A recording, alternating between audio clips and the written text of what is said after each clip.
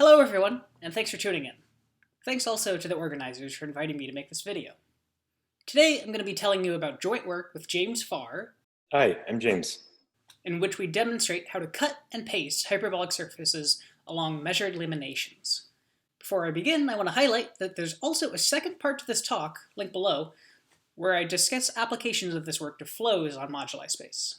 Anyways, the talk at hand is only about cutting and pasting.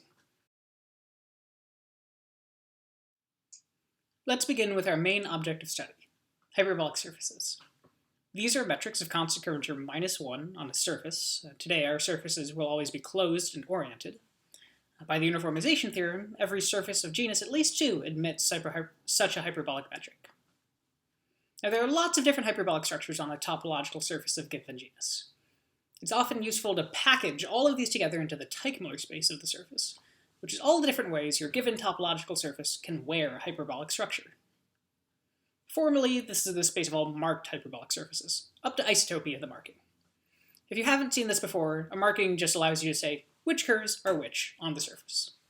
Now the question arises, how do you actually describe a hyperbolic structure? Equivalently, how do you give coordinates to a point in Teichmuller space? One answer comes by way of what are called Fenchel-Nielsen coordinates. Fix a Pancy composition P. This is a set of simple closed curves on your surface which cut your surface into 3 whole spheres, which in turn look like pairs of pants.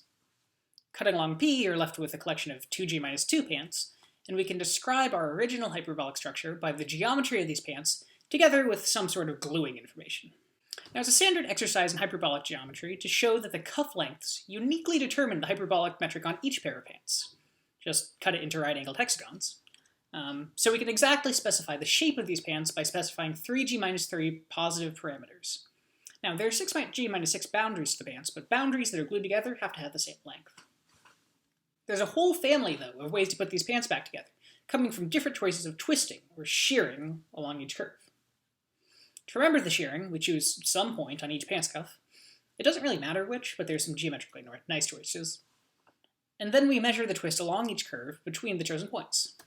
Therefore, we can specify shearing by exactly 3G-3 arbitrary real parameters. With this, it's not too hard to see that we've now completely described our hyperbolic metric, that is, coordinatized Teichmuller space, by 6G-6 parameters. One often sees Fenchel-Nielsen parameters described as a product, but the identification of zero twist was kind of arbitrary, depending on how we chose our original base point. So it's more accurate to say that Fenchel-Nielsen coordinates parameterize Teichmuller space as an affine bundle with fibers of dimension 3G-3, the shearing information, over an orthant, r greater than 0 to the 3G-3, which tells you the shape of the pairs of pants. So those are Fenchel-Nielsen coordinates. You get one coordinate system for each Pancy composition. The theorem I'm going to tell you about today tells you how to generalize these coordinate systems to something much stranger, but also much more generic, called a measured lamination. Of course, that means to say the theorem, we need to understand what measured laminations actually are.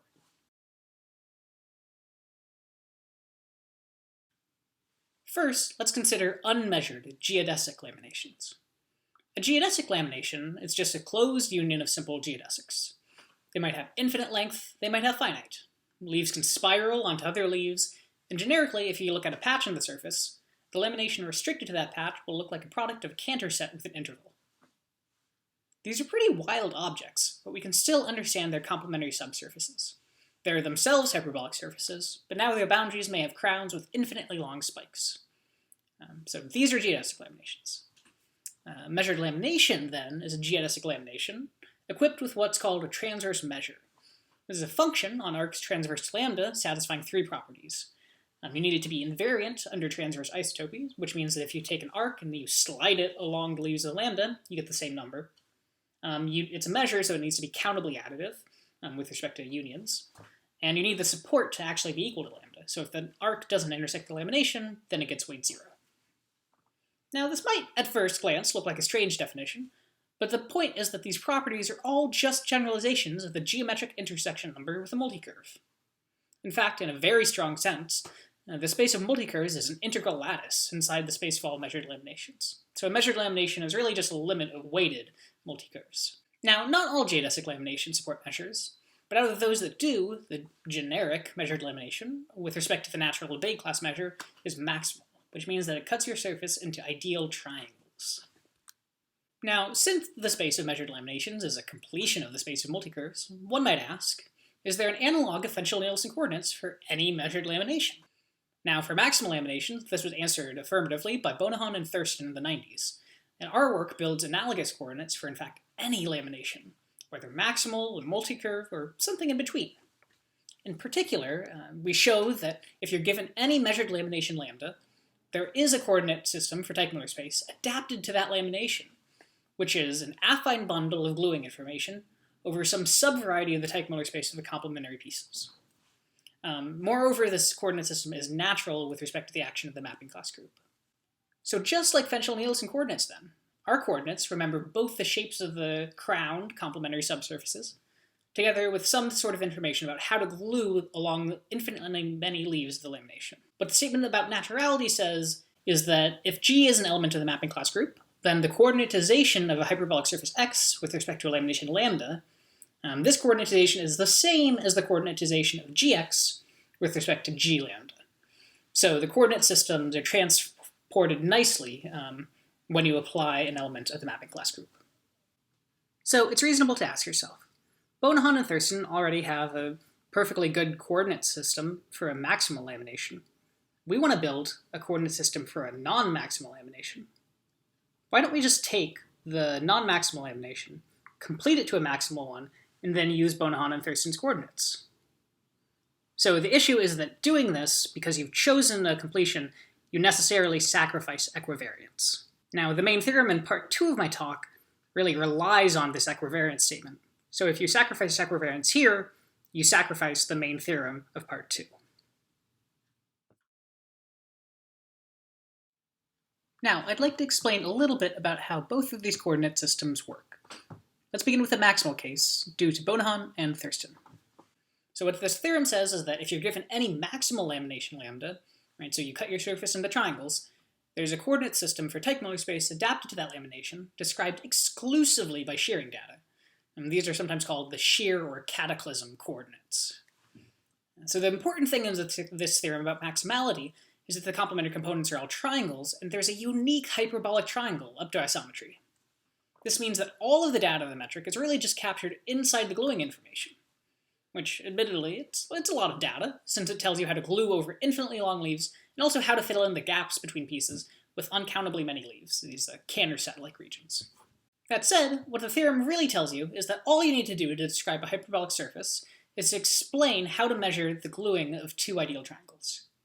The driving engine behind this, the thing that allows us to describe the gluing, is what's called the horocyclic foliation. Now fix a hyperbolic structure X in a maximal geodesic lamination lambda. The horocyclic foliation of X with respect to lambda is now a singular foliation, which can be thought of as a dual of the lamination, as viewed by the hyperbolic metric. It's constructed by foliating each spike of the complementary triangles by horocycles, stopping when they all meet in a central horocyclic triangle. This in turn defines special base points on each boundary geodesic. You can then pull this back to the geodesic triangles on the surface to get a partial foliation of your surface, and in fact this partial foliation extends over the entire surface because its direction field ends up being Lipschitz. You can even equip this foliation with a transverse measure, defined the same way as a transverse measure is for lamination, by saying that the measure of an arc is just its length when you project to and measure along lambda. The theorem of Bonahan and Thurston, then, is really that the horocyclic foliation completely determines the hyperbolic structure. This is an interpretation due to Mirzkani. Moreover, given any measured foliation transverse to lambda, there is a unique hyperbolic structure whose horocyclic foliation is equivalent to it. So really we have a homeomorphism between Teichmuller space and the space of all measured foliations which are transverse to lambda. But how does the horocyclic foliation actually measure gluing? Well, with this foliation in hand, it's easy to measure the shear between two triangles. All you do is follow the horocyclic foliation from the base point of triangle A until you hit the boundary of triangle B, then measure the sine distance between that point and the special base point of the side of triangle B. So we've seen now how the horocyclic foliation allows us to measure the shear between ideal triangles, and therefore to rebuild our hyperbolic structure. In order to generalize the theorem of Bonahan and Thurston, then all we need to do is to explain how to glue together and determine the shapes of the pieces of complementary subsurfaces which are not ideal triangles. When the lamination is non-maximal, the complementary subsurfaces can all have different shapes. In particular, the horocyclic foliation doesn't always have a canonical central region anymore. And if the complementary subsurfaces don't have spikes, there's not even a place to base the horocycles. Instead, what we substitute is the orthogeodesic foliation. This is the foliation of the complementary subsurfaces, whose leaves are fibers of the closest point projection to lambda, that is, to the boundary of the cut surface. The leaves of this foliation are smooth, except at a central spine, and you can just smooth it out around there. As before, you just draw these pictures on the original surface, and the partial foliation will now extend over the entire surface. You can also equip it with a transverse measure, as in the horocyclic case, just by measuring the length of the projection to lambda. Our theorem, then, states that this orthogeodesic foliation map is a homeomorphism between Teichmüller space and the space of measured foliations transverse to lambda. So the orthogeodesic foliation completely determines the hyperbolic structure. Of course, now, in order to fit this into the framework we started with, I still need to tell you how the orthogeodesic foliation measures both the shapes of the complementary subsurfaces together with their gluing data. As for the shapes of the subsurfaces, well, we've already noticed that there are some special loci where the orthogeodesic foliation is not smooth. This locus actually forms a spine for the subsurface. If you stare at it for long enough, it's now not too hard to convince yourself that the combinatorial type of the spine, plus the projection length of each finite segment to the boundary, is enough to determine the shape of the subsurface. This is basically just the crowned hyperbolic surface analog to a theorem of Epstein and Penner, also to work of Do, Luo, and Ushijima. So the orthogeodesic foliation determines the shapes of subsurfaces. The way that it determines their gluing is very similar to what I outlined in the horocyclic foliation case, now just with a few tweaks. Now, unlike the maximal case, there is no longer a canonical base point on each boundary geodesic of the complementary subsurfaces. Instead, you have multiple. In particular, the projections of the vertices of the spine form a pi1 invariant collection of base points on each boundary geodesic.